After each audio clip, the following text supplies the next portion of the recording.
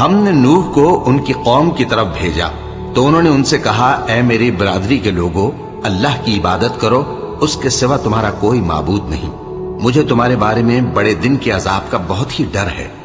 تو جو ان کی قوم میں سردار تھے وہ کہنے لگے کہ ہم تمہیں کھلی گمراہی میں مبتلا دیکھتے ہیں۔